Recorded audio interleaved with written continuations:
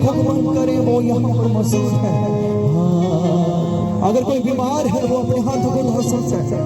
सिर्फ तेरे लिए यीशु, तेरे लिए, सिर्फ तेरे लिए यीशु, तेरे लिए, सिर्फ तेरे लिए यीशु, तेरे लिए मैं हाथ उठाता हूँ।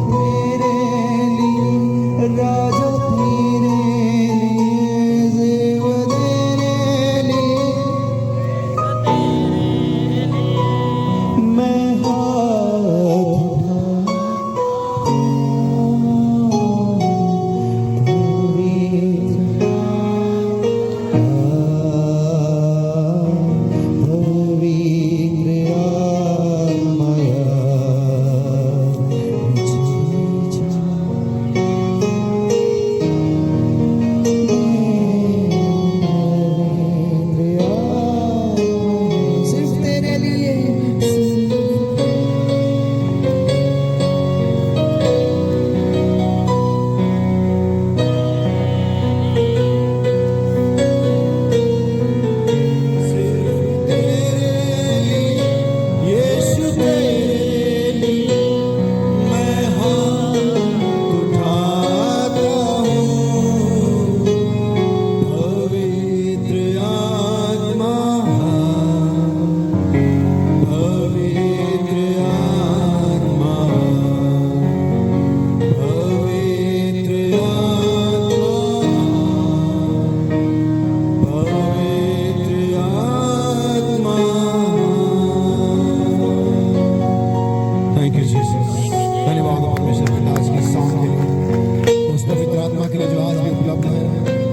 जिसने वादा किया जहाँ मेरे नाम से 2 या 3 जमा होंगे मैं उनके बीच में होगा। हाँ प्रभु, हम अपने वादे में पीछे हो सकते हैं, भूल सकते हैं, लेकिन आप अपने वादे में कभी पीछे नहीं होते। आपने वादा किया तो आप सिरों की मात में थे, आप उस आग की भट्टी में थे, आप उस तूफानी लहरों पर जब नाव टूट रही थी तब आप वहां पर थे। जब हमारे नबी का वो जहाज खराब होकर के जमीन की ओर गिर रहा था तब आप वहां पर थे। जब मूसा की माँ ने उस छोटे बच्चे को नील सागर में डाल दिया तब वहां पर अपने वादे के मुताबिक थे। परमेश्वर, आप हमेशा अपने वादे के मुताबिक समय पर सही जगह पर होते पिता, और इसमें कोई संदेह नहीं कि आसाम आप यहाँ पर नहीं है पिता।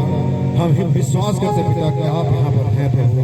इसलिए पिता अपनी सारी आराधना, अपनी सारी भेंटें, अपनी सारी धन्यवाद की बलिदान आपकी वेदी पर समर्पित करते प्रभु, और चाहते आपके पवित्र आत्मा से स्वीकार करें प्रभु यीशु। इस छोटे झूठ को ब्लेस करें, मेरे होठों को छुए खुदा, मेरी सारी चिंताओं को, सारे विचारों को मैं एक तरफ हटाना चाहता हूँ पिता, ताकि आपके वचन पर ध्यान दे सकूं पिता।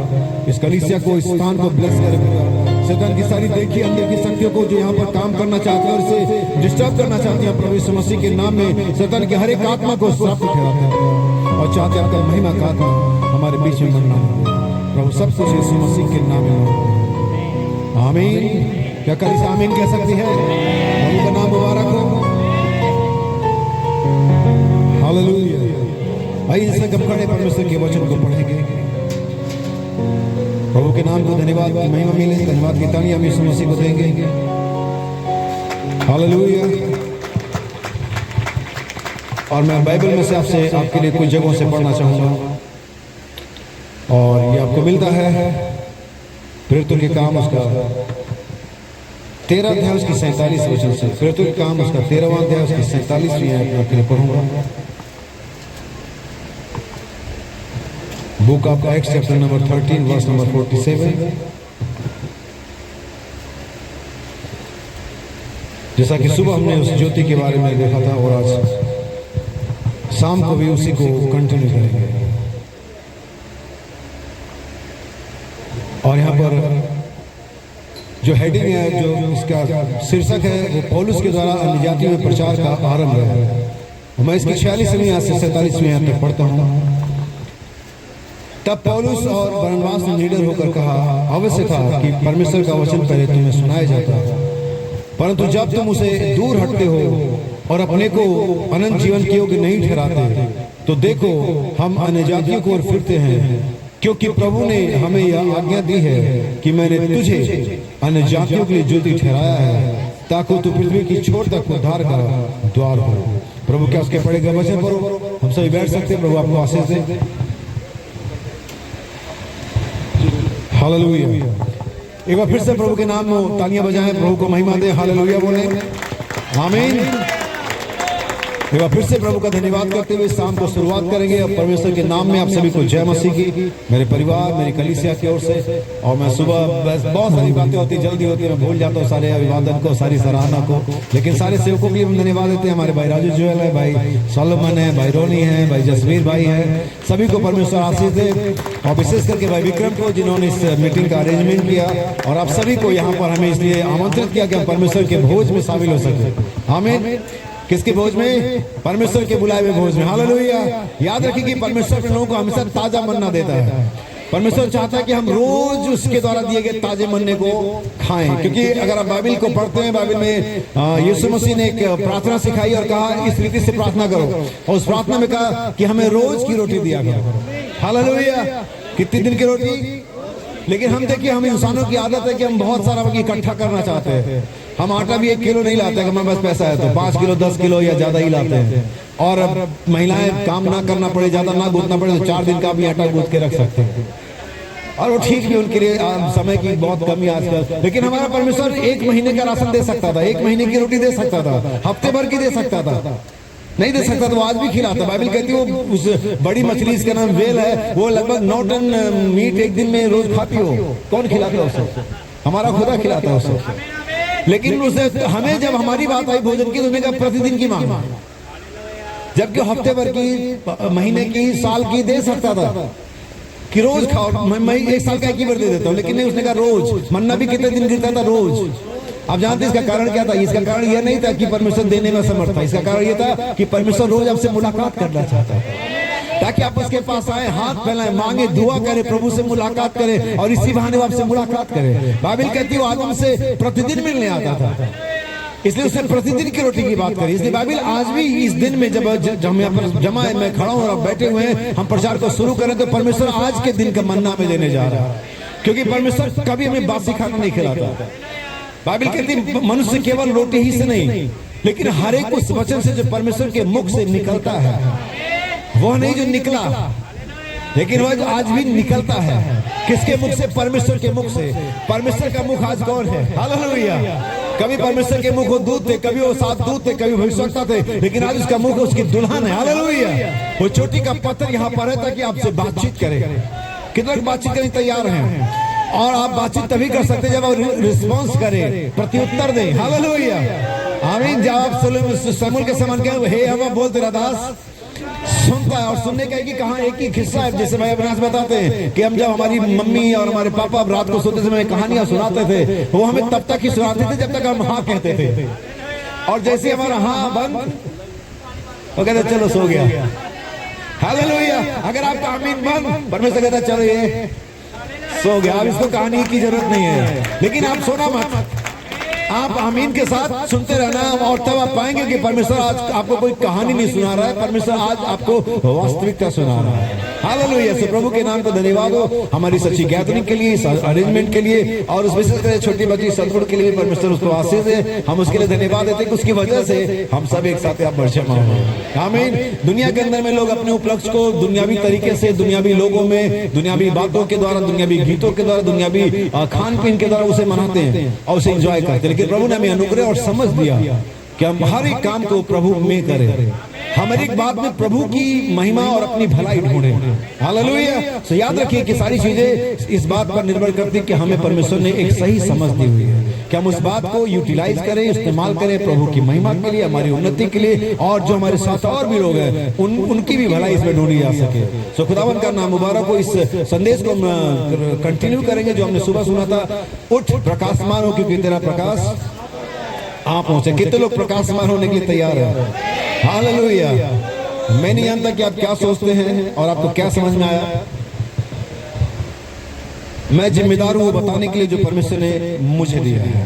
आमीन। भाई बर्नम जब 7th डेल के 70 सप्ताह प्रचार कर रहे थे तब भाई बर्नम ने बहुत सारी कठिन बातें, बहुत सारे इतिहास, बहुत सी चीजें पढ़ी और उसको प्रचार करना था। अपनी वाइफ से एक रात पहले डिस्कस कर रहे थे कि मुझे ये सब प्रचार करना है, क्या ये सब।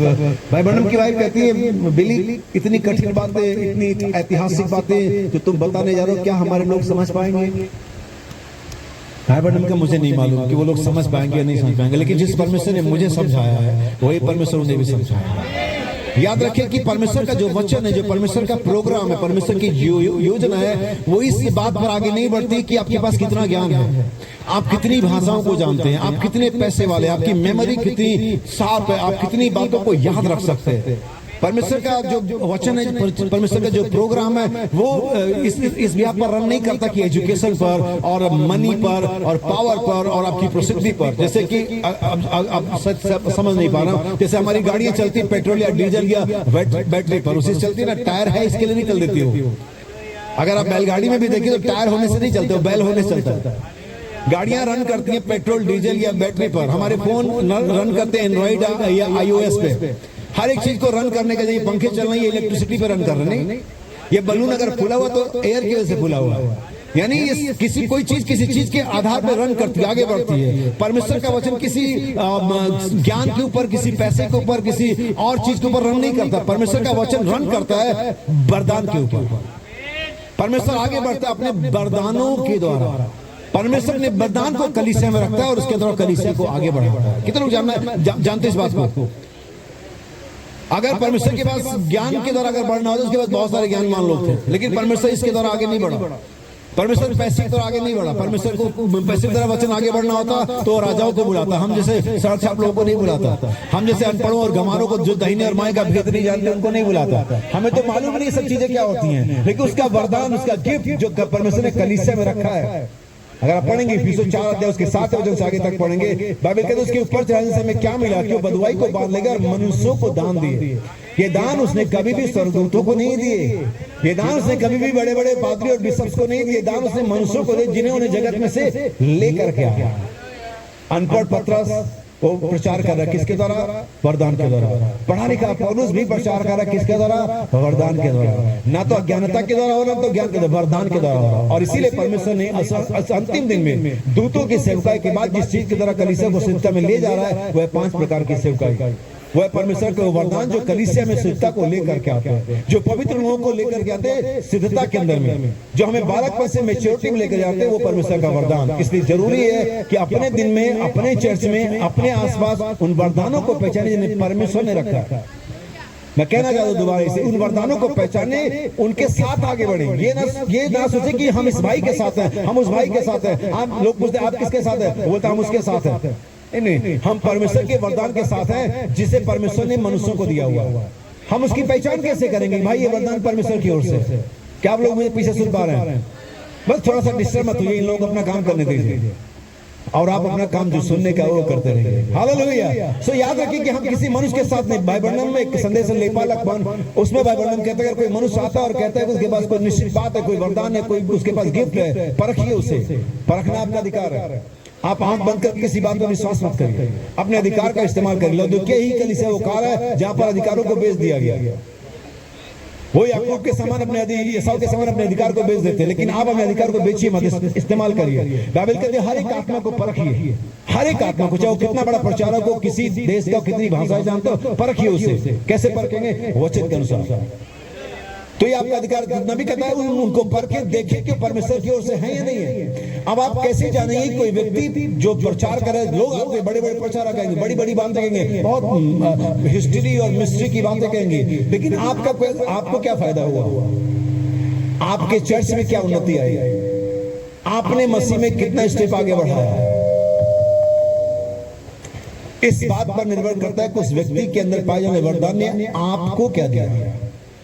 आमीन। और ना बाइबल में कहते हैं यदि उसकी बात सही है, उसके द्वारा आपका अपना जीवन, आपकी परिवार में, कलीसिया में उन्नति हो रही है, तो उसके लिए खुदा का धन्यवाद दीजिए, उसके साथ आगे बढ़िए और दुआ करिए कि परमेश्वर और वरदानों को भेजे, क्योंकि ये वरदान ये जो कलीसिया को आगे लेकर के जाए। क्या ठीक बात है ये? और इसलिए आपको वरदानों को पहचानना है, ना कि मनुष्यों को। और उस वरदान को आप एक ही तरीके से बाइबल में कहते पहचान सकते हैं कि क्या परमेश्वर उसके द्वारा आपको आशीष दे रहा है और नहीं। तो आइए हम अपने संदेश की तरफ चले और इस समय के उस उजियाले को देखें, और हम ये भी देखें कि क्या हम उजियाले में चल रहे हैं या नहीं। 4:11 जी हाँ। और उसने कितनों को प्रेरित नियुक्त करके और कितनों को वशवक्ता नियुक्त करके। आप इधर बढ़ जाइए या उसके थोड़ा सा दूर हो जाइए, उससे थोड़ा पीछे वाली शेयर कर दीजिए।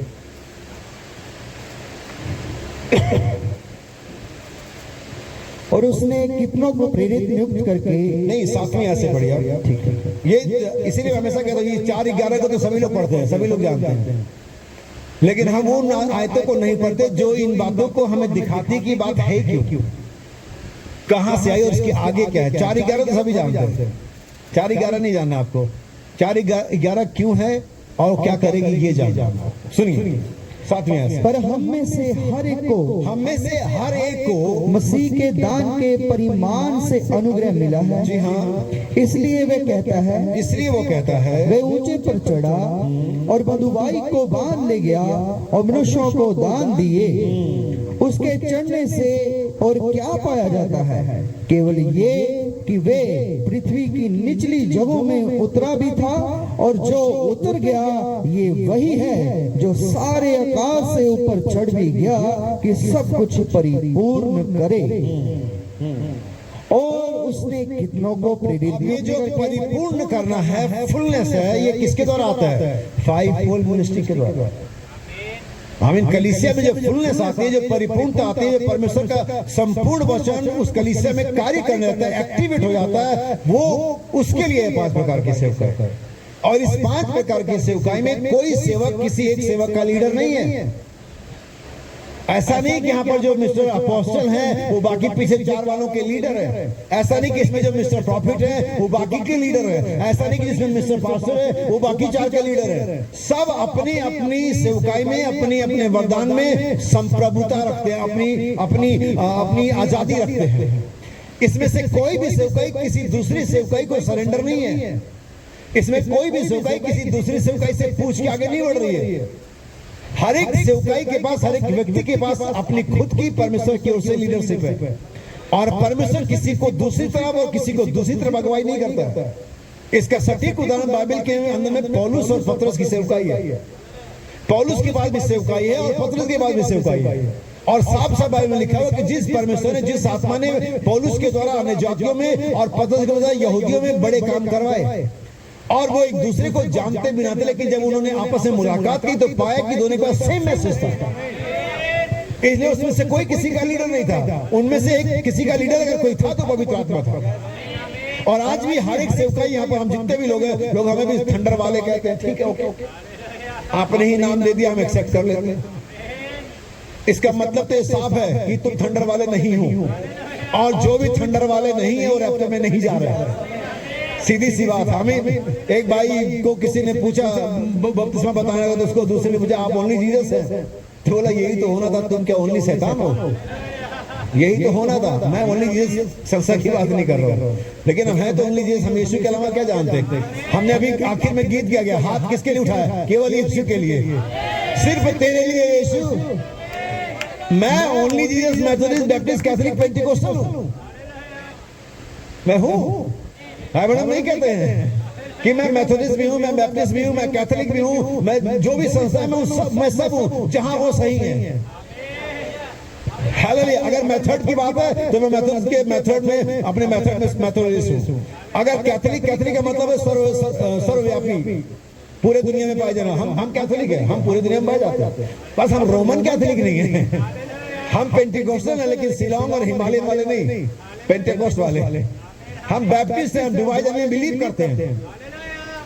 हम उतना ही बैप्टिस्ट है जितना बाइबल में है, हम उतना ही पेंटिकोस्टल जितना बाइबल में पेंटिकोस्टल है, हम उतना ही मेथोडिस्ट जितना बाइबल मेथोडिस्ट में है, हम उतना ही कैथोलिक है जितना बाइबल में है। सो याद रखिए, इन चीजों को समझना और इनको समझाना एक पास्टर का, एक मिनिस्टर का काम होता है। सो बाइबल क्या कहती है, ताकि सब कुछ परिपूर्ण करे। आइए वापस आए और मैं चाहूंगा कि जो वचन हमने पढ़ा, फिर तो काम 13 अध्याय 47 वचन, और फिर मैं आपको लिए 2 कोट पढ़ूंगा। कोट वैसे मेरे पास बहुत सारे हैं, लेकिन मैं कोशिश करूं मैं कम पढ़ूं, ताकि आपको संदेश के उस निचोड़ पर लेकर के जा सकूं जो सुबह हमने शुरू करी। 47 क्योंकि प्रभु ने हमें ये आज्ञा दी है, मैंने तुझे अन्य यात्रियों के लिए ज्योति ठहराया है। देखिए यहाँ पर लिखा हुआ कि मैंने तुझे, एक व्यक्ति, वहां पर बरनबास बात कर रहा, 47 से 46 से पढ़े, ताकि लोग समझ जाए कि यहाँ पर किस तरीके से बाइबल को डिजाइन किया गया है। तब पौलुस और बरनबास ने निडर होकर कहा, अवश्य था कि परमेश्वर का वचन पहले तुम्हें सुनाया जाता। किसने कहा? नहीं, फिर से बढ़िए। तब पौलुस और बरनबास ने निडर होकर कहा। किसकी है? पौलुस की है, बरनबास की है?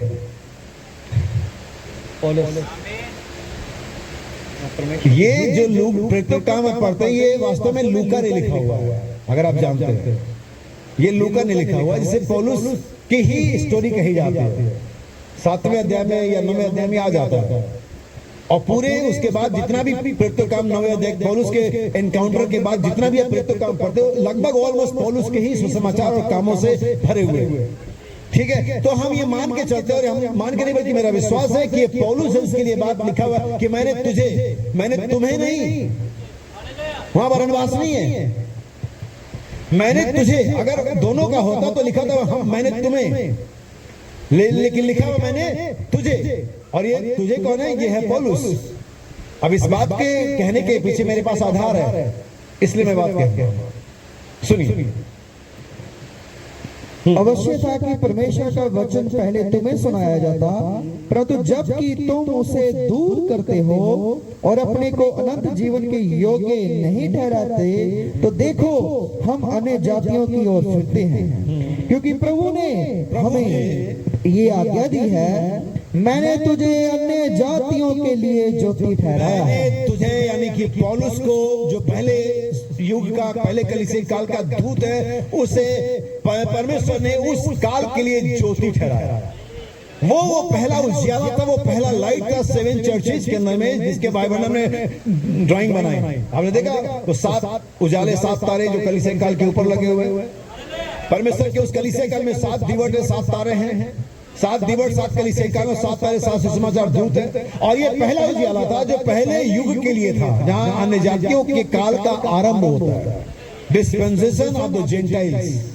यहाँ पर आरंभ होता है अन्य जातियों के काल का, क्योंकि पौलुस साफ कहता है सुसमाचार के लिए तुम अपने सुसमाचार जो तुम्हें सुनाया गया वो तुम्हारे अनंत जीवन के लिए था, लेकिन तुम जबकि अपने आप को इसके लिए योग्य नहीं ठहराते, तो सुसमाचार वहां पर क्या लेता है? टर्न लेता है, हमें, और वो मुड़ जाता कहां? अन्य जातियों के, जो कि अब हम और आप हैं। और उस अन्य जातियों के समय काल में पौलुस पहला उजाला था। अब मैं आपके लिए यूहन्ना का सुसमाचार पढ़ूंगा, और ये आपको मिलता है 5वें अध्याय के 35 वचन में। वे तो जलता और चमकता हुआ दीपक था। वे तो नहीं है मेरे ख्याल से, वो तो होना चाहिए। हाँ, वो तो एक व्यक्ति, वो तो चमकता और जलता हुआ दीपक था। यहाँ पर फिर उजियाले की बात है। हर बार जब मैंने बाइबल की आयत पढ़ी है सुबह से लेकर अब तक, तो मैंने एक रोशनी, एक दीपक, एक उजियाले के बारे में बात करी है। 7 कैंडलस्टिक, सोने की 7 दीपटे, 7 तारे। अब ये 7 तारे, सूरज हम सभी जानते हैं यीशु मसीह को रिप्रेजेंट करता है, चंद्रमा कलीसिया को, तारे दूतों को रिप्रेजेंट करता है। तो यहाँ पर जो 7 दिवट और 7 दूतों को रिप्रेजेंट करते हैं, ठीक बात है ये। और इससे पहले कि जैसा कि भाई बहनों ने बताया कि इससे पहले कि महान ज्योति उदय हो, वो उत्तरी तारा जो नॉर्थ स्टार होता है वो उदय होता है। और वो इस बात की उद्घोषणा करता है कि सूरज उगने वाला है। वो सुबह लगभग 3-4 बजे उदय होता है और सबसे ज्यादा चमकदार होता है। और वे बताता है कि अब दिन निकलने वाला है। ठीक इससे यीशु के आने से पहले ये सितारा आता है, इसका नाम यूहन्ना बपतिस्मा देने वाला था। और ये घोषणा करता है कि मेरे बाद एक और आने वाला है और वो मुझसे बड़ा है, वो मुझसे बढ़ करके, वो उस यीशु मसीह की जो बड़ी ज्योति है, जो मुख्य ज्योति, जो प्रकाशित महान ज्योति है, उसके आगमन का सूचना दे रहा है। तो क्या जब इस व्यक्ति के लिए जो कि उस समय का दूत था, जो यीशु के ठीक पहले आया और उसके महान ज्योति के आने की घोषणा कर रहा था, तो क्या उसी प्रकार से आखिरी दूत जब यूहन्ना की आत्मा में दूसरी बार दूसरे आगमन के पहले जो नबी आएगा, क्या उसके आगमन से पहले वो घोषणा नहीं करेगा कि एक महान ज्योति आने वाली है?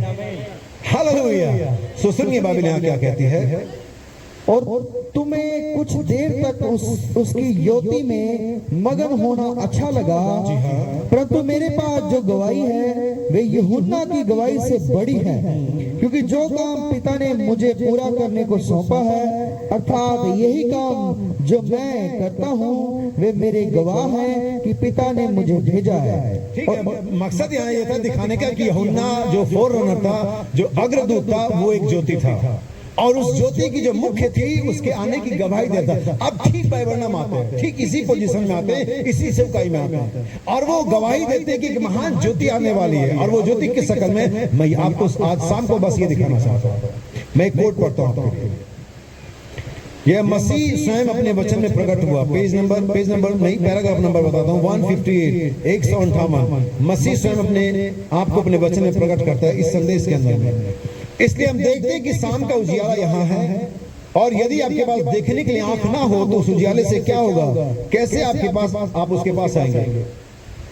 मुझे इस कोट को पढ़ के अपने पास्टर भाई आमोस की याद आ गई, और वो बता रहे थे चर्च में बहुत सारे लोग शिकायत करते हैं एक दूसरे के बारे में कि मुझे उस बहन से ठोकर लगी, मुझे उस भाई से ठोकर लगा, पादरी ने ऐसा किया, मुझे ठोकर लगी। तो अक्सर लोग शिकायत करी से पादरी के पास कहते हैं मुझे बड़ी ठोकर लगती है, वो ये करती है, वो ये करता है, तो हमें क्या लगती है। और लोग कहते ये बातें हैं। भाई आमोस ने कहा कि तो अगर तुम्हें ज्यादा ठोकर लगी तो टॉर्च ले लो।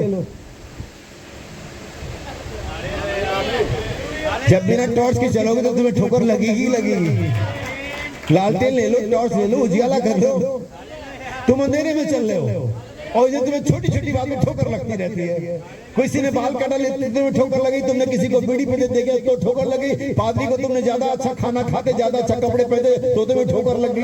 तुम्हें ठोकर ज्यादा लगी तो काम करो, टॉर्च खरीद लो, प्रकाश कर लो, ताकि तुम्हें ठोकर, जो अंधेरे में चलते उन्हें ही ठोकर लगती है। जो उजाले में चलते हैं उनको एक बात मालूम है, जब पहाड़ इधर गिर जाए, चाहे समुद्र में फेन उछाले, चाहे मेरे दाखरस के कुंड में दाखरस हो या ना हो, चाहे परमेश्वर मुझे आशीष दे या नहीं, लेकिन मैं खुदा के वचन में चलता रहूंगा, मुझे किसी से ठोकर नहीं लगती है। हालेलुया। इसलिए याद रखिए, यहाँ पर भाई बहन भी कहते हैं, लेकिन अगर आपकी आंखें अंधी हो, क्योंकि जो उजियाला है अंधों को रास्ता नहीं दिखाता। और यही कहा है कि महान परमेश्वर का वचन प्रकाशित हो गया, प्रकट हो गया, रिवील्ड हो गया, फिर भी लोग अंधेरे में, क्योंकि वास्तव में तो वे अंधे हैं। अंधों को उजियाला रास्ता नहीं दिखाता है, उजियाला रास्ता दिखाए इसके लिए अपनी आंखों का होना भी जरूरी है। लौदुकिया कलीसिया कल क्या है, अंधी है, लेकिन यीशु मसीह का उजियाला इस काल में भी चमक रहा है, फिर भी अंधे लोग उसका लाभ नहीं उठा पाएंगे। इसलिए बाइबल में हम कहते हैं कि अगर आपके पास देखने के लिए आंख ही ना हो तो उजियाला आपके लिए क्या लाभ करेगा, कुछ नहीं।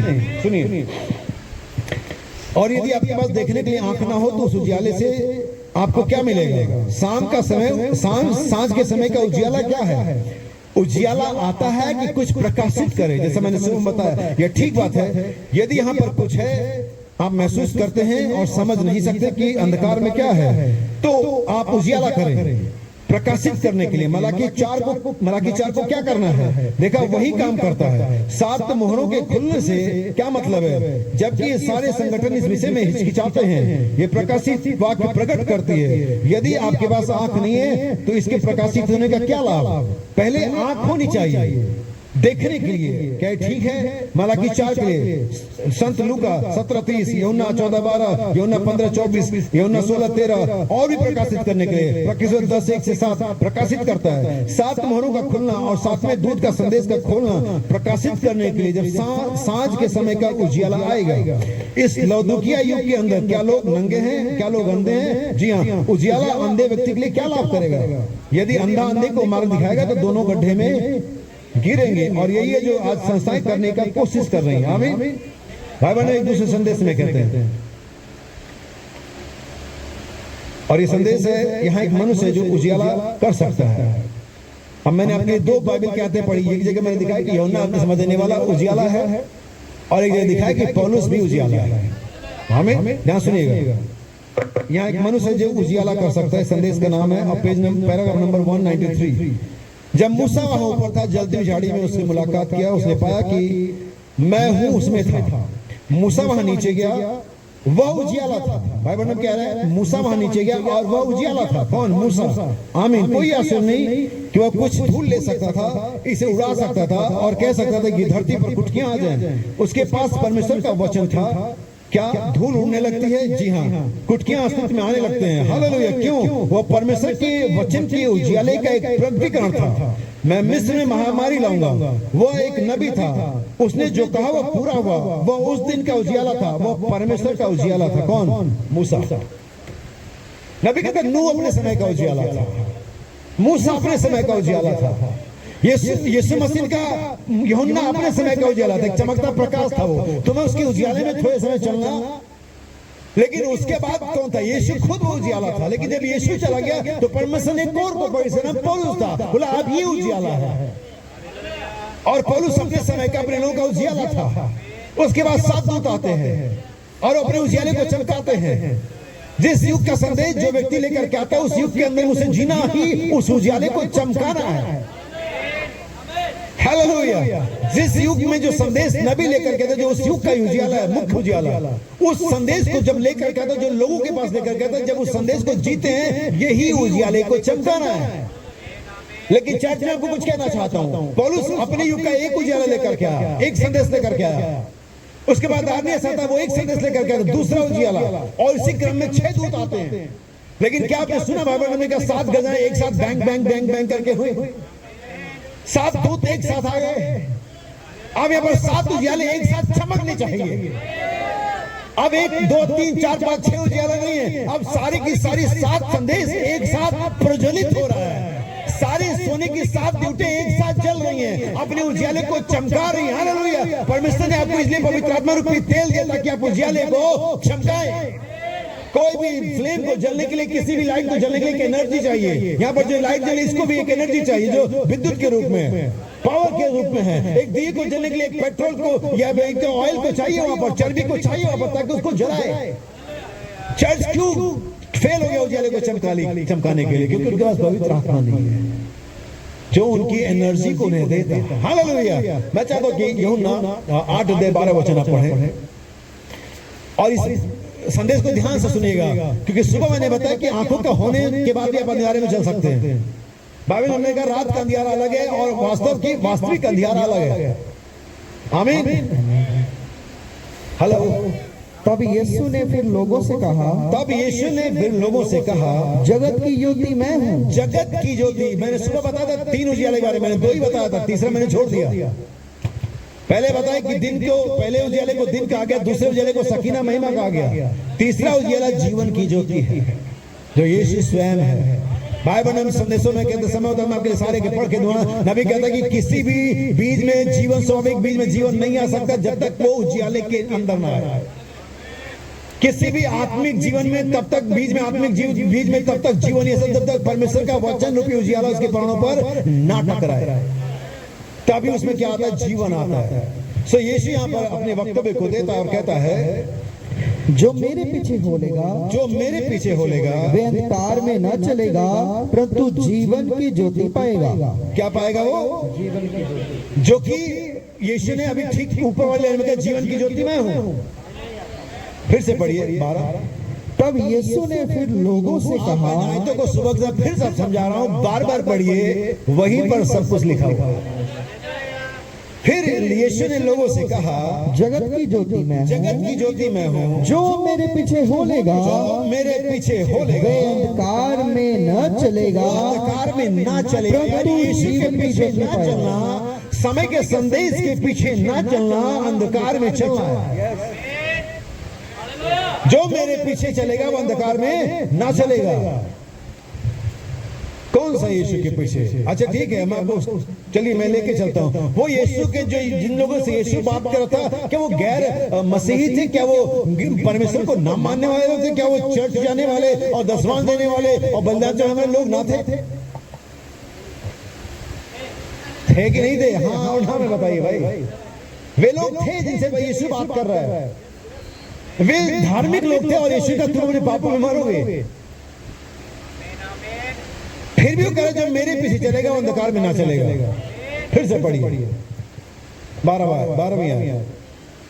यीशु ने फिर लोगों से कहा, जगत की ज्योति मैं हूँ, जगत की ज्योति मैं हूँ, जो मेरे पीछे होलेगा, मेरे पीछे होलेगा। यीशु के पीछे होने का मतलब समझ लेना, जो मेरे पीछे होलेगा अंधकार में न चलेगा।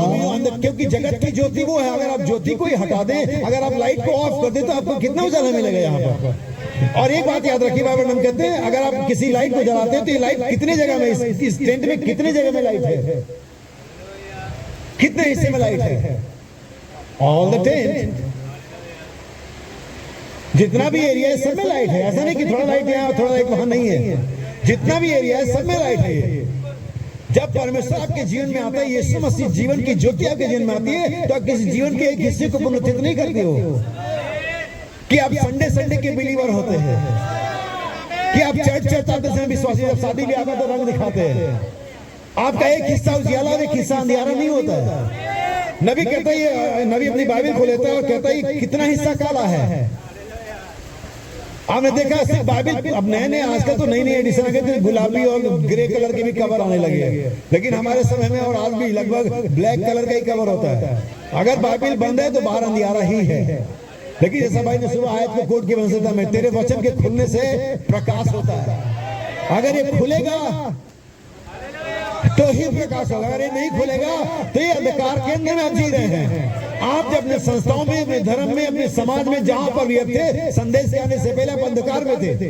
क्योंकि जब आपके पास संदेश आया तो प्रचारक उसने बाइबल को खोला, बहन भाई देखो यहाँ क्या लिखा हुआ है। कहाँ ने पढ़ा? हाँ लिखा तो है। हमारे पादी साहब ने कहीं बताया नहीं। उन्होंने तो आपको एक ही बात बताई कि चर्च आओ और संडे को अपना चंदा दो और कब्रिस्तान का चंदा दो और बस। लेकिन जब कोई एक और आपने बताया कि नहीं, ये सिर्फ चंदे के बारे में नहीं बाइबल, ये जीवन के बारे में है। सो यीशु का जो मेरे पीछे चलेगा वो अंधकार में ना चलेगा, कि जीवन की ज्योति मैं हूँ। अब यीशु के भी चलने का मतलब क्या था वहां पर? क्या वे लोग बाइबल को फॉलो नहीं करते थे? क्या वो लोग बलिदानों को नहीं चढ़ाते थे? क्या वो लोग धार्मिक नहीं थे? क्या वो लोग कर्मकांड नहीं करते थे? बिल्कुल करते थे। फिर भी यीशु को अपने पीछे आने के लिए क्यों बोला? और ये क्यों बोला कि जो मेरे पीछे नहीं आएगा अंधकार में चलेगा? इससे पहले कि यीशु ये बात बोलता है, एक और व्यक्ति उसके पास आया था, जिसे हम धनवान के बारे में, जवान शासक के बारे में जानते हैं।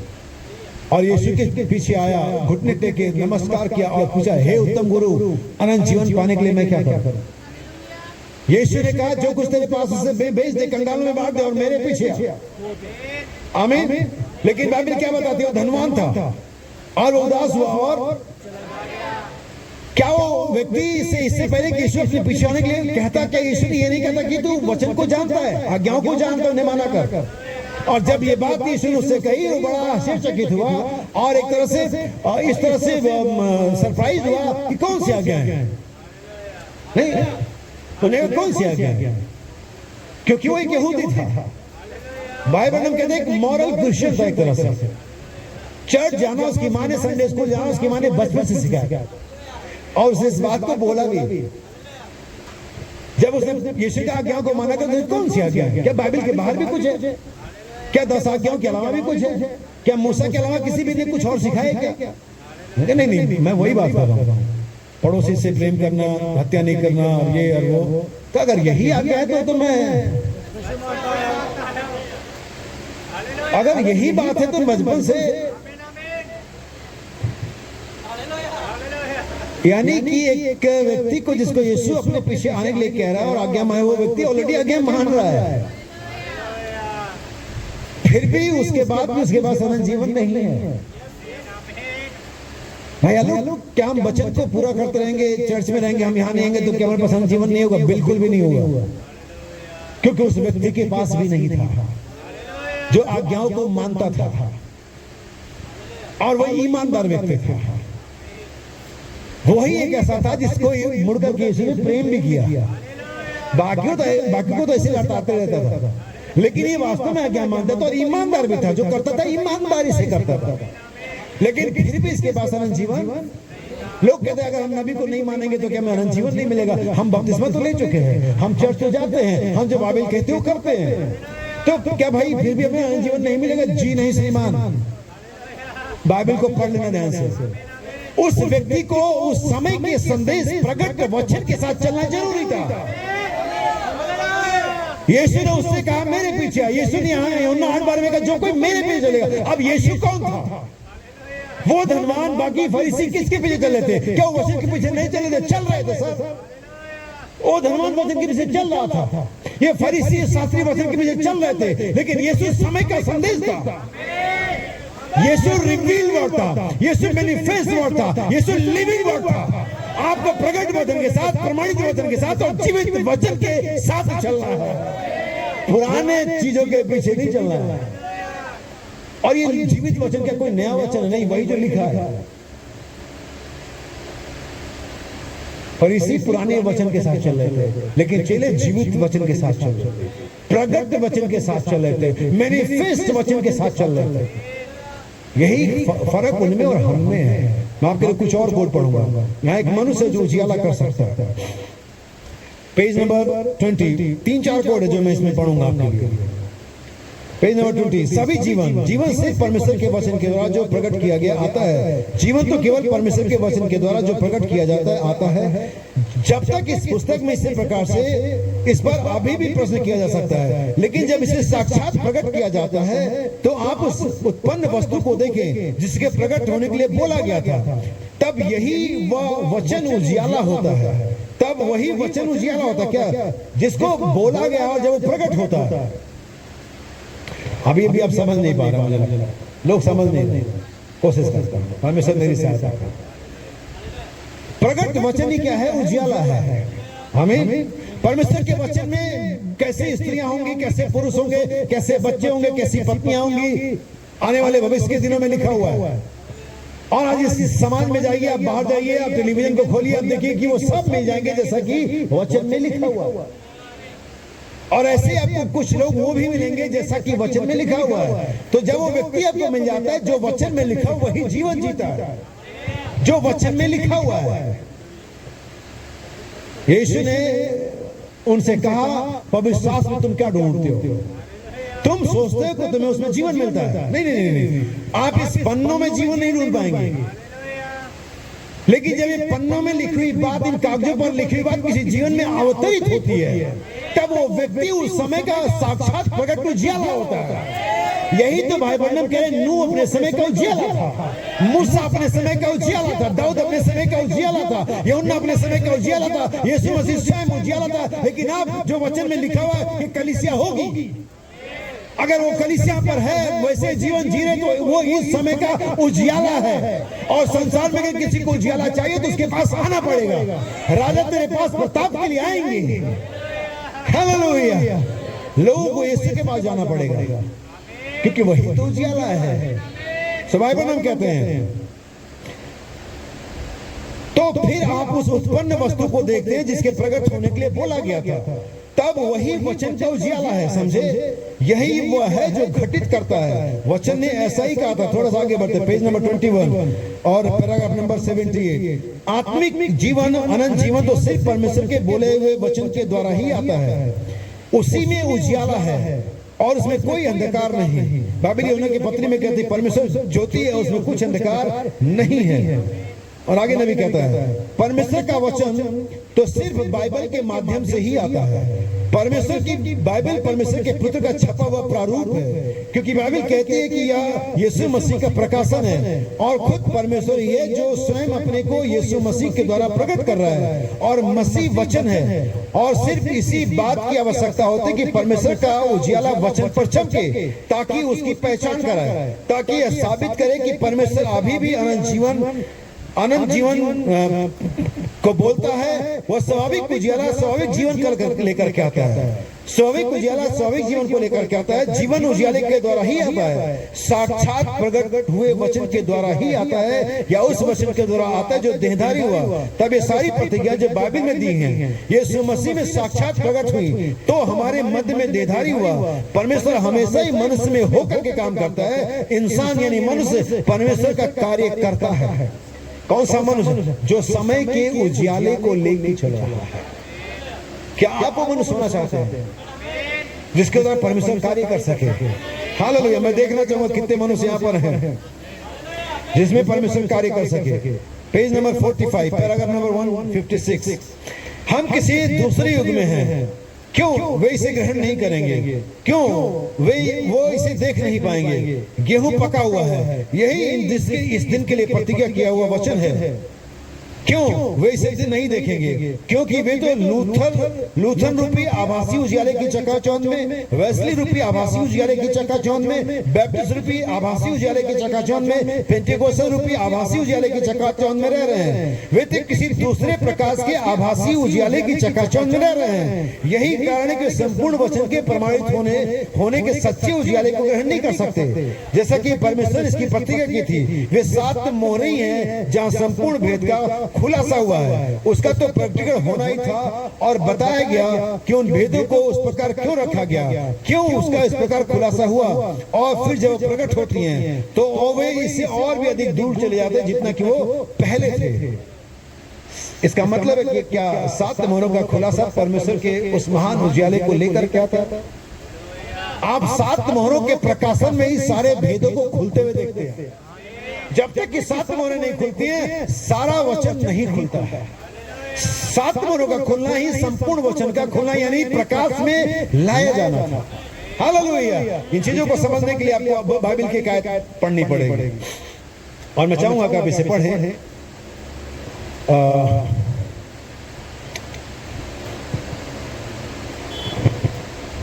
मत्ती 6 अध्याय उसका 23 वचन।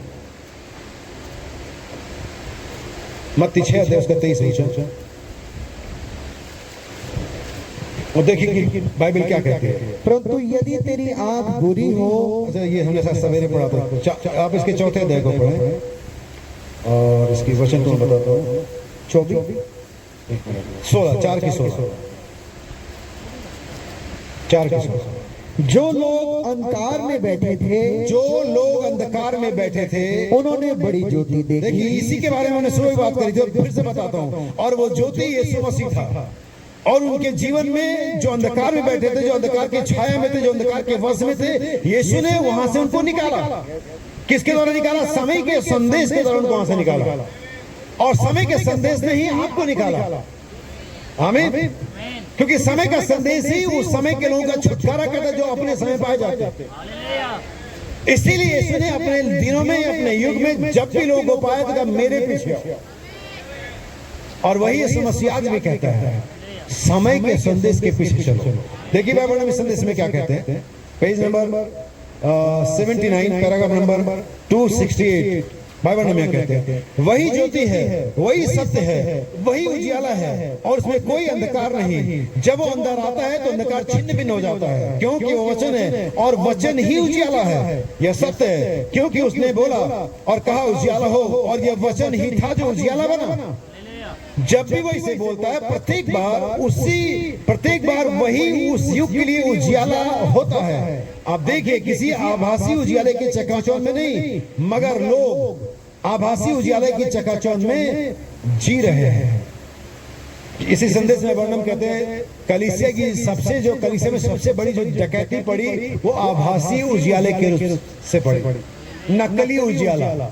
आप लोगों ने देखा गर्मियों का दिन आ गया, अगर रोड पे जाएं और बहुत दूर तक देखे धूप चमक रही तो आगे लगे कुछ झिलमिला रहा है, ऐसे शाइनिंग सी लाइट, मिर्चिका कहते हैं उसे, पता नहीं जो भी कहते हैं। लेकिन जब आप वहां पर पहुंचते हैं पर कुछ नहीं है। कई बार लगता है कि रोड में पानी गिरा हुआ, तारकोल वो रिफ्लेक्ट करता है सनलाइट के अंदर में, लगता है पानी वहां पर, लेकिन वास्तव में पानी नहीं होता है। आप धीरे से गाड़ी को ब्रेक लगाएंगे कहीं पानी में छींटे नहीं, वहां कोई पानी है ही नहीं। और भाई बहन हम कहते हैं इसे आभासी उजियाला, और आजकल यही आभासी उजियाला कलीसिया को सबसे ज्यादा भ्रमित कर रहा है।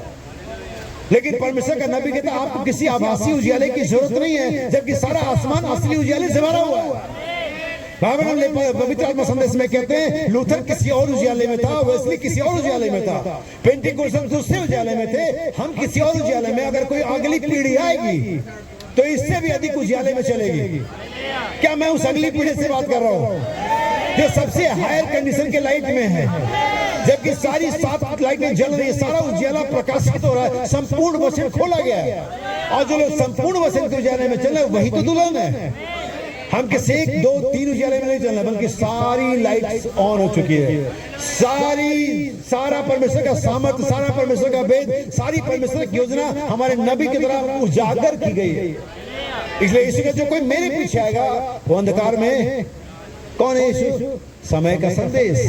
समय का संदेश क्या है? अगर आपने पढ़ा होगा ये 53 अध्याय में, आपको इसलिए सारी चीजों को रिपीट करता हूं, बाइबल से दिखाता हूं ताकि आप एक कॉन्सेप्ट को समझ जाए। समय का संदेश आज लोग प्रचार करते हैं मलाकी 4 है, समय का संदेश कहते हैं यीशु मसीह का बपतिस्मा है। ठीक है, ये समय का हालेलुया, ये समय का संदेश है भाई। तो इसको डिस्टर्ब मत कर, तो चार्ज पे लगा रहा, इसको डिस्टर्ब मत कर। आमीन। समय का संदेश सारी बातें, लेकिन मुख्य संदेश क्या है? सुनिए, 53 अध्याय में लिखा हुआ है कि वो हमारे अपराधों के लिए मारा गया। ये सारी चीजें लिखी हुई हैं। लिखा हुआ किसने इन बातों पर ध्यान दिया? पढ़ा आप लोगों ने?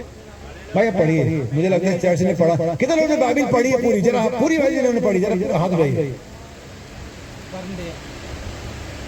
इधर तो बिल्कुल गैप है, नील बटा सन्नाटा। आप इसी बाइबल का विश्वास करते हैं? अच्छा, से आप पढ़ते ही नहीं है, आपको पता ही नहीं इसमें क्या लिखा हुआ। कितने लोगों ने कभी शादी, चलो मैं उनसे बोलूं कि विवाह हो चुके हैं, कभी प्रेम विवाह आप लोग हुआ, प्रेम पत्र लिखे हैं, पढ़े हैं? शर्माई नहीं, मैंने लिखे भी है, पढ़े भी है। इसमें शर्माना क्या? लोग ऐसे शर्माते से कभी करा ही नहीं कुछ। लिखा आपने प्रेम पत्र लिखा, पढ़ा है? प्रेम पत्र पढ़ने के लिए होता है, छुपाने के लिए नहीं होता है। और मैं सोचता हूँ कि ये सबसे बड़ा प्रेम पत्र है जो खुदा ने अपने दुल्हन के लिए लिखा। तो कैसी प्रेमिकाएं बैठी यहाँ जो अपना प्रेमी का प्रेम पत्र ही नहीं पढ़ती हैं? अच्छा चलो, प्रेम पत्र नहीं है, प्रेम पत्र को हटा देते हैं, वसीयत है ये। अब तो पढ़ोगे कि बाप ने क्या क्या जमीन जायदाद छोड़ी, अब तो पढ़ लो, पैसा तो चाहिए। प्रेम पत्र करके तुम्हें थोड़ा सा ऑड लग रहा है, थोड़ा शर्मिंदा, तो कोई बात नहीं, जायदाद की किताब पढ़ लो। ये तो है ना जायदाद की किताब, वसीयतनामा है ना, ये टाइटल डीड है। पता तो करो कि पापा ने क्या क्या छोड़ा है, कितनी गाड़ियां हैं, कितने बैंक बैलेंस है, कितने लॉकर में LIC रखी है, कितना बॉन्ड रखा, पता तो करो, जमीनें कहाँ कहाँ हैं। बाइबल पढ़िए। अगर आप बाइबल नहीं पढ़ेंगे तो मुसीबत में पड़ेंगे। अगर आप रोड में चलना, आपको ट्रैफिक सिग्नल का पता ही नहीं कि सिग्नल का मतलब क्या होता है, आपका चालान कट जाएगा। अगर आप मैथ के स्टूडेंट हैं और आपको प्लस माइनस का और डिवाइड का साइन ही नहीं मालूम है, तब क्या एग्जाम देंगे? खाक एग्जाम देंगे आप? आपको तो साइन पता होनी चाहिए, तभी आप उस महकमे में, उस डिपार्टमेंट में आगे बढ़ सकते हैं। और आपको बाइबल ही नहीं पता है, तो मुझे लग रहा है कि सारा छोड़ करके बेसिक पर ही बात कहते हैं कि बाइबल पढ़ना कितना जरूरी है। बाइबल हम कहते हैं एक एवरी क्रिश्चियन, अगर वो सही मसीही है, बाइबल पढ़ना और दुआ करना उसका रोज का काम है। मुसलमानों का 5 बार नमाज पढ़ना लाइफ स्टाइल है। सिखों का लंगर लगाना, गुरुद्वारे में जाना, मत्था टेकना लाइफ स्टाइल है। हिंदुओं का सुबह 4 बजे उठना, मंदिर जाना, घंटा बजाना लाइफ स्टाइल है। लेकिन क्या मसीहों का प्रार्थना करना, बाइबल पढ़ना लाइफ स्टाइल बना आज तक? हमारा लाइफ स्टाइल ही नहीं कुछ, हम देर से उठने वाला लाइफ स्टाइल है। चर्च में जब पता लगे कि प्रचार का टाइम शुरू हो गया, तभी चर्च जाना लाइफ स्टाइल है। पहले तो ना करके बैठेगा, बड़ी गर्मी रहती है। नहीं, हमारा अलग ही लाइफ स्टाइल है और उसमें दावा यह है कि हम दुल्हन है। मैं एक घर में गया तो नेम प्लेट लिखा था बाहर नेम प्लेट लिखा मिस्टर जॉन, तो मुझे लगा कि मिस्टर जॉन अंदर होंगे, लेकिन जब मैं अंदर गया तो मिस्टर पीटर मिले। मैंने कहा बड़ी कंफ्यूजन है यार, बाहर क्या नेम प्लेट लगा हुआ है मिस्टर जॉन, अंदर कौन मिले मिस्टर पीटर, तो कुछ तो करना पड़ेगा। क्या करना पड़ेगा? दो काम कर सकते हैं, नेम प्लेट बदल सकते, पहला काम कि क्या लिखे मिस्टर पीटर होम्स, या तो मिस्टर पीटर को बाहर कर दे वहां से और मिस्टर जॉन को ले आए। अब हमारा नेम प्लेट क्या है? End time message believer, bride, sons of God, end time message Christian, ये हमारे नेम प्लेट्स हैं, हम इधर लगा के चलते हैं। और अंदर कौन मिलते हैं? मिस्टर डेविल, मिस्टर ड्रिंकर, शराब पीने वाले मिलते हैं, व्यभिचार करने वाले अंदर मिलते हैं, चोर मिलते हैं अंदर, फैशन करने वाली मिलते हैं। और नेम प्लेट क्या लगा हुआ है? बिलीवर्स। तो एक काम करिए, तो नेम प्लेट हटा दीजिए और सबसे आसान काम यही है, बदल दीजिए, आप नहीं है, या तो मिस्टर शैतान को बाहर कर दीजिए जो अंदर है। कंफ्यूज मत करिए अपने आप को, लोगों को भी। नबी कहता है कागज का फूल बनाइए, रंग दीजिए गुलाब की तरह, बिल्कुल लाल और पिंक, जो भी कलर का आपको पसंद आता है कर दीजिए। एक मधुमक्खी दूर से देखेगी, उसको एक गुलाब का फूल है, वो दौड़ती हुई आएगी, कुछ रस मैं उसमें से लूंगी, और जब नजदीक आएगी और स्मेल करेगी और पाएगी इसमें तो कुछ रस है ही नहीं, क्योंकि ये तो नकली गुलाब का फूल है। तो कई बार लोग हमारे पास दौड़ के आते, आशा से आते, हमें कुछ मिलेगा, और जब अंदर आते हमसे मिलते हैं तो पाते हाँ हमारी हालत तो सही बुरी है, और सर खो जाते कैसे मसीह है। एक व्यक्ति अपने बेटे को जो मिर्गी के दौरा पड़ता था, उसको चेलों के पास ले आया था दौड़ते हुए, यीशु मसीह के चेले कुछ तो कर ही देंगे, और वो दौड़ते हुए चेलों के पास लेकर के आया, और चेलों ने सुबह से शाम लगा दी, चीख चीख के दुआ कर रहे, खुदावन के नाम में, कुछ नहीं हो रहा, और सुबह से शाम लगा दिया और कुछ हुआ नहीं। तब ये हाड़ मांस सा पतला सा 33 साल का व्यक्ति पहाड़ी से उतर रहा है, जो 50 पाउंड से नबी कहता है कुछ जाता नहीं होगा, किलो में हम बात करते, और वो आता है और वो आदमी कहता है मैं तेरे चेलों के पास लाया था, इस आशा में कुछ कर देंगे यदि तू कुछ कर सकता है। लोग हम पे आशा रखते हैं। मैं इस बातों को बताऊं ताकि आप अपने आप को और लोगों को भी धोखा ना दे जो आपके साथ संबंधित है। एक ऐसा जीवन जिए जिसमें परमेश्वर दिखाई दे। इस संदेश को मैं यहाँ पर आपकी इस बाइबल की इस बात को पढ़ा, क्योंकि मुख्य संदेश क्या है ये जानना जरूरी है, और हमेशा ही हर युग में उस मुख्य बात को ही साइड किया गया जो उन्हें बचा सकती थी, हमेशा ही हुआ। देखिए क्या लिखा है 53 अध्याय, जो समाचार हमें दिया गया उसका किसने विश्वास किया। और यही हमेशा होता है, जो सही सुसमाचार, सत्य का सुसमाचार, समय का सुसमाचार होता है, उसका बहुत कम लोग या बल्कि कोई विश्वास नहीं करता, सिर्फ चुने हुए करते हैं। सुनिए, और यहोवा का भुजबल किस पर प्रकट हुआ, क्योंकि वे उसके सामने अंकुर की नाई और ऐसी जड़ के समान उगा जो निर्जल भूमि में फूट निकले।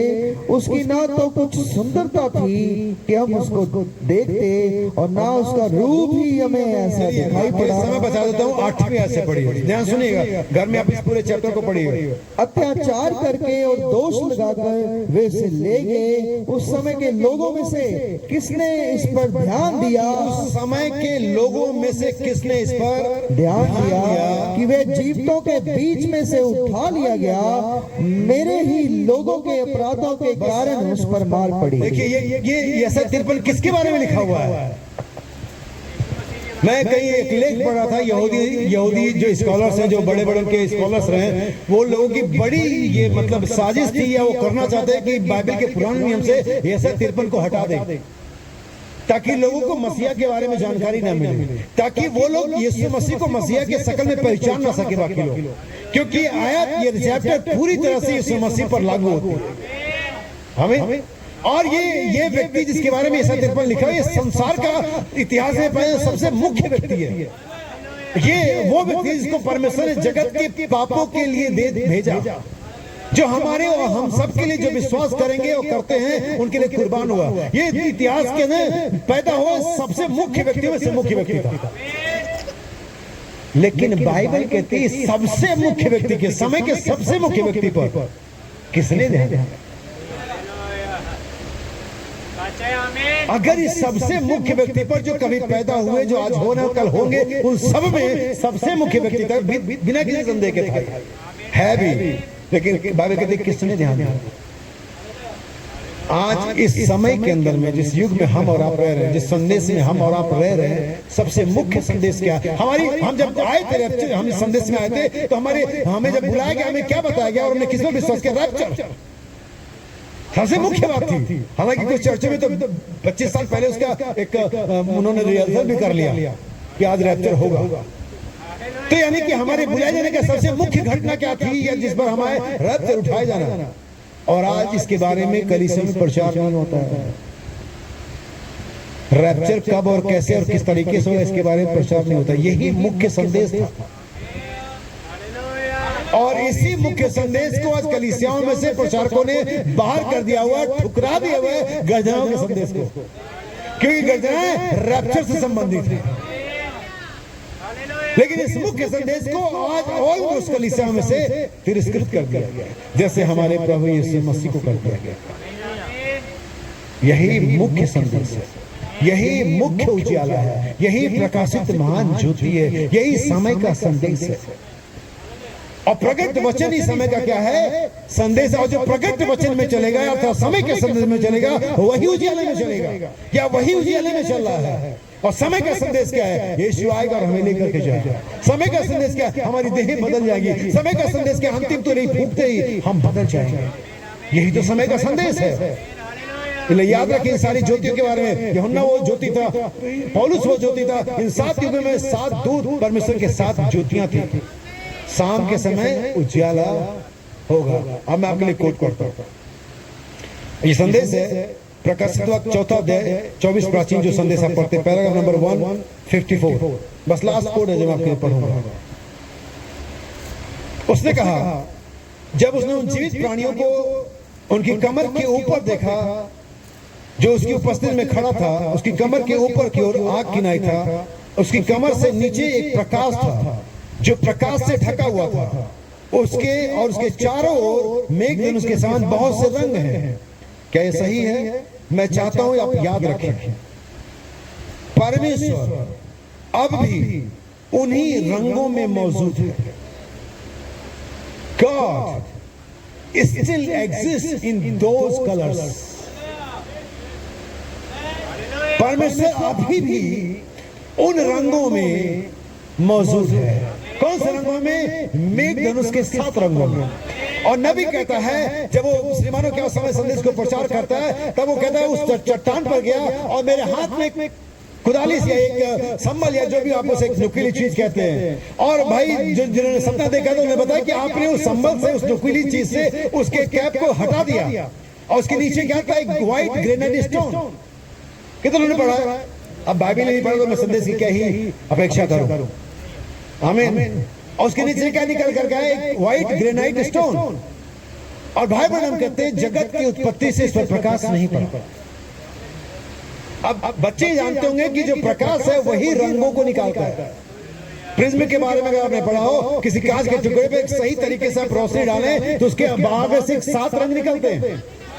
यानी कि वहां रंग अवेलेबल है, लेकिन वो निकलते नहीं जब तक प्रकाश ना पड़े। यानी कि प्रकाश उन रंगों को परावर्तित करता है। यही वजह की ज्योति चमकना जरूरी है। परमेश्वर का प्रकाश पर पड़ना जरूरी है। हर एक बीज पर जो जमीन के नीचे पड़ा हुआ है उस पर प्रकाश पड़ना जरूरी है, ताकि उसमें से रंग। चलिए इन 7 रंगों को छोड़िए, मैं एक दूसरा दिखाता हूं। नबी ने 7 रंगों को बताया। 24 प्राचीन में पढ़ेंगे तो हर एक रंग का मतलब बताया कि लाल का क्या है और पर्पल का क्या है और ग्रीन का क्या है, सबका बताया। लेकिन इन 7 रंगों के नाम के एक और रंग के बारे में नबी ने बताया, और वो रंग है ग्रे। किधर ये शर्ट जो कलर आप देखें, लगभग ये ग्रे कलर की शर्ट है। आपको क्या कि ये कलर को मत पहना करो। एक प्रचारक को मैंने सुना, तुम्हारा हेयर स्टाइल भाई बर्नम की तरह होना चाहिए। भाई रोनी तो कर सकते हैं, मैं कैसे कर लूंगा? गॉड ब्लेस यू ब्रदर, आप तो कर सकते हैं। तो कहते भाई बहन की तरह खतरा कौन का है शेर रखो। अब वो तो बिग पहनते थे, उन्होंने बताया। तो ये रंग जो है ग्रे वाला, ये सिर्फ वहां पर भाई बहन समझाते हैं। और ये ग्रे जो कलर है ये धोखेबाजी का रंग है। कितने लोगों ने पढ़ा है कि भाई बहन ने के पेंटेकोस्त से पहले यहूदा ने अपना रंग दिखा दिया। अब मैं वो बता रहा हूं जो भाई बहनों ने बोला, लेकिन इसके पीछे का बाइबल दिखाऊंगा आपको कि यहूदा ने अपना रंग, लेकिन हमने ये पढ़ा कि जब तक रोशनी ना टकराए रंग निकलते नहीं है। यानी रोशनी टकराने के लिए प्रकाश का उस बीच में पड़ना या प्रिज्म पर पड़ना जरूरी ताकि रंग निकले। और रोशनी क्या? पवित्र आत्मा। और गहरे जल पर अंधकार था, आत्मा मंडराया, यानी वो रोशनी क्या? पवित्र आत्मा। आप सुबह के संदेश से आप तक कनेक्ट करते रहना सर। अब चीजें एक साथ जुड़ेंगे। अब हम असेंबल कर रहे हैं। हमने सुबह सेटअप फैलाया था, हम पैकअप कर रहे हैं।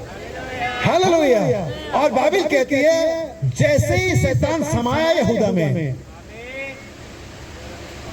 जब तक वो शैतान नहीं समाया था उसका रंग निकल के नहीं धोखेबाजी करके, लेकिन जैसे शैतान का आत्मा उस पर आया उसने अपना रंग। आपके बारे में क्या चर्च?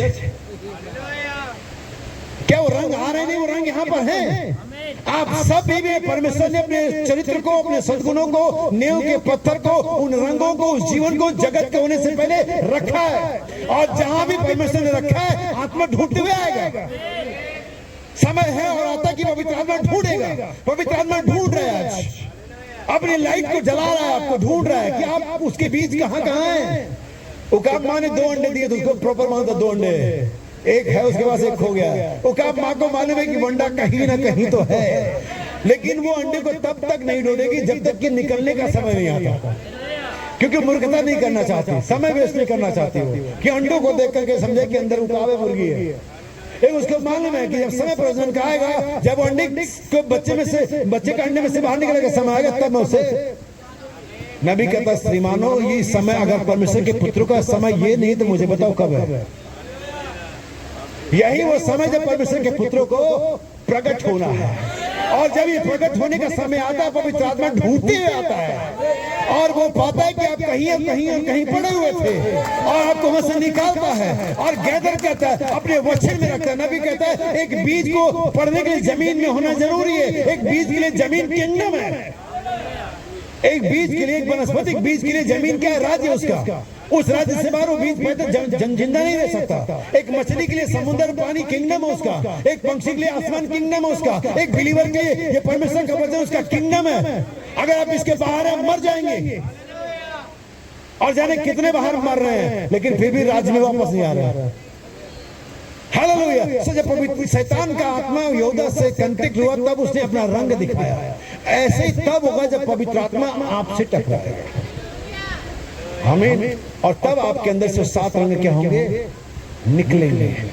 अब सुनिए, पिरामिड के रहस्य कितने लोग जानते हैं? पहले मैं सोचता था कि पिरामिड की छाया नहीं पड़ती, लेकिन 2 कंडीशन उसकी। पिरामिड की छाया पड़ती है, लेकिन पिरामिड की छाया तब नहीं बनती जब उसके अंदर में लाइट जलाई जाए। क्या आप जानते हैं? पिरामिड की कोई छाया तब नहीं बनती जब उसके अंदर रोशनी की जाती है। रोशनी का परछाई नहीं बनता।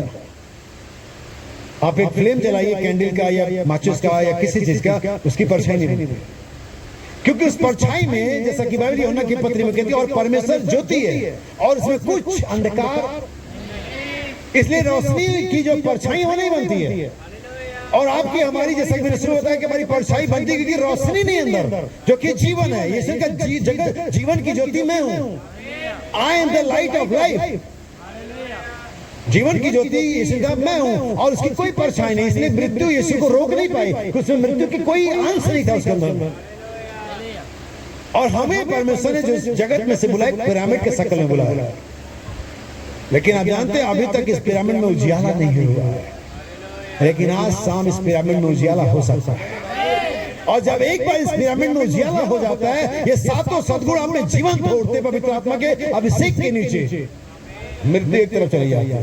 फिर उस पिरामिड पर, उस व्यक्ति पर जो पिरामिड के शक्ल में बुलाया गया, जैसे पूरा चर्च और एक इंडिविजुअल भी, कोई मृत्यु उस पर अधिकार नहीं कर सकती है। आमीन। यही समय का संदेश है। यही वो उजियाला जिसे परमेश्वर ने आप में रखा। बाइबल के स्टेटमेंट सुनिए, यीशु का मैं जगत की ज्योति हूँ, फिर यीशु का तुम जगत की ज्योति हो, फिर परमेश्वर ज्योति है। परमेश्वर क्या है? ज्योति, और उसमें कुछ अंधकार। क्या कनेक्शन है तीनों के बीच में? मुझमें, यीशु में, परमेश्वर में। हालेलुया! क्या कनेक्शन है, क्या समानता है हमारे बीच में। नबी ने कहा संदेश करने में कि जो कुछ यहोवा था वो सब यीशु मसीह में होने लगा, और जो कुछ यीशु मसीह में था वो कलीसिया में होने लगा। एक दिन यहोवा आत्मा के रूप में, पिता के रूप में, हायर अथॉरिटी के रूप में ऊपर ऊपर जी रहा था, लेकिन वही यहोवा अपनी देह को, अपनी देह में, यीशु रूपी देह के अंदर में आता है और पृथ्वी पर जीता है, और वही यीशु एक दिन कलवरी पर मर जाता है। हालेलुया! और अपनी आत्मा को अपनी इस देह में मिलता है जिसको अपने लहू की तरह उसने खरीदा होता है, और वो फिर जी रहा होता है। इसलिए यीशु कहता चूंकि मैं जीवित हूं तुम भी जीवित हो। इसलिए परमेश्वर कभी मर नहीं सकता, हमेशा जीवित है, कभी अपने रूप में, कभी अपने नबियों में, कभी यीशु में, और वो यीशु अब शमूएल नबी की किताब कहती है और परमेश्वर का दीपक अभी तक बुझा नहीं था, नहीं आज बुझा हुआ। आखिरी वर्ष पढ़ूंगा आपके लिए बाइबल के प्रकाशित वाक्य से, ताकि आप जान लें, जैसा कि सुबह मैंने पढ़ा था प्रकाशित वाक्य में, और ये आपको मिलता है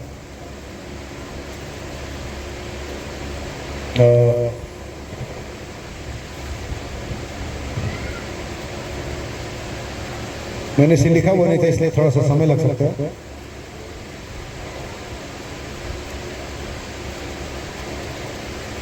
हाँ, 22 अध्याय उसकी चौथी आयत, प्रकाशित 22 अध्याय उसकी चौथी आयत। और उसका मुंह देखेंगे और उसका नाम उनके माथों पर लिखा हुआ होगा। उसका मुंह देखेंगे, उसका नाम उनके माथे पर लिखा हुआ होगा, और फिर रात ना होगी, फिर रात ना होगी, और उन्हें दीपक और सूर्य के उजाले का प्रयोजन ना होगा। यही है जो जिनके पास असली उजियाला है, उन्हें सूर्य और दीपक का प्रयोजन ना होगा, क्योंकि प्रभु परमेश्वर उन्हें उजियाला देगा और वे युगना युग तक राज्य करेंगे। हमें देखा आपने, उस उजियाले में मेमना ही उनका दीपक होगा, और जो कल दीपक होगा वो आज भी दीपक होना चाहिए।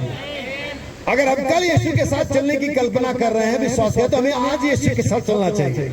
अगर हम कल यीशु के साथ राज्य करने की आशा रख रहे हैं, तो हमें आज यीशु के साथ दुख उठाना चाहिए। इसलिए बाइबल कहती है कि वो उजियाला जो परमेश्वर हमें देता है उसके प्रकट वचन का उजियाला है। अब सुनिएगा ध्यान से, बाइबल में इसको समझाते हैं। आभासी उजियाला ने कलीसिया के अंदर में सबसे बड़ी डकैती करी है, और जैसा कि मैंने समझा, आभासी उजियाला कुछ नहीं होता। बाइबल ने क्या बोला? मैथोडिस्ट आभासी उजियाला, कैथोलिक आभासी उजियाला, पेंटिकोस्टल आभासी उजियाले, नकली उजियाले। अगर मैं आज की डेट में कहूं, आमीन, बड़े बड़े प्रचारक पंजाब में, एक उजियाला तो अंदर अंधियारा हो गया, वो भी आभासी उजियाला था। आमीन, प्रॉफिट अंकुर नरोला, जो भी अपोस्टल, आभासी उजियाला। आज पूरा पंजाब, लगभग आधे ज्यादा पंजाब उसी आभासी उजियाले में जी रहा है, लेकिन वो आभासी उजियाला है। असली उजियाला यहाँ पर है, आमीन, जो आपको जीवन दे रहा है, जो बीज को पका रहा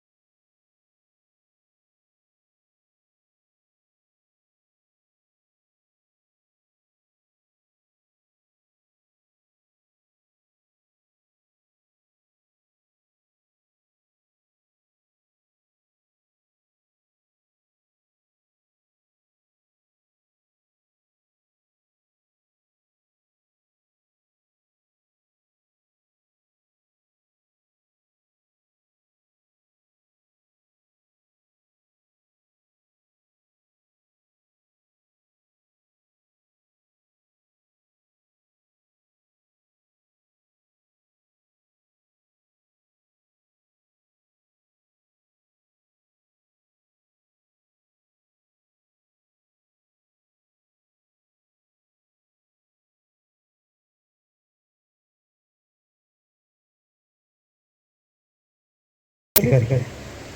यही परमेश्वर जो चल और फिर रहा है। सिंपल है संदेश, क्या बहुत ज्यादा उछलने वाला संदेश नहीं है, लेकिन ये सीखने वाला संदेश है, ये जीने का संदेश है। ये वो बात है जिसके द्वारा आप परमेश्वर को खुश करते हैं। ये वो बात है जिसके लेने के लिए यीशु मसीह आपको आएगा नीचे। किधर जाना चाहते हैं? रैप्चर में। बाइबल साहब के जिनमें बातें हैं और बढ़ती हुई हैं, उन्हें मसीह को पहचाने में निकम्मे और निष्फल कितने पहचानना चाहते हैं? इन बातों को लीजिए, वचन को लीजिए, अपने अंदर में डालिए। वचन वचन वचन वचन जितना जो था अंदर जाएगा, यीशु मसीह आप पे रिफ्लेक्ट होने लगेगा। आइए अपने सरों को झुकाएं, अपने आपको परमेश्वर के सन्मुख लेकर के आए और कहे खुदावन आपका धर्म रूपी सूर्य वो महान प्रकाश हमारे प्राणों पर चमकने दे, ताकि वो सारे रंग, वो सारा जीवन, वो सारा चरित्र, वो सारे सद्गुण, वो सारी बीज की प्रभु जी क्वालिटी उसमें से बाहर निकल करके आ सके जो आपने उस बीज में रखा है। स्वर्गीय पिता मैं धन्यवाद देता हूँ आज की शाम के लिए, आपके पवित्र वचन के लिए खुदावन, जिसमें से होकर के प्रभु आपने हमसे बातचीत करी पिता, और हम विश्वास करते हैं खुदावन कि आप अभी भी अपने उन रंगों में विराजमान है, विद्यमान है पिता।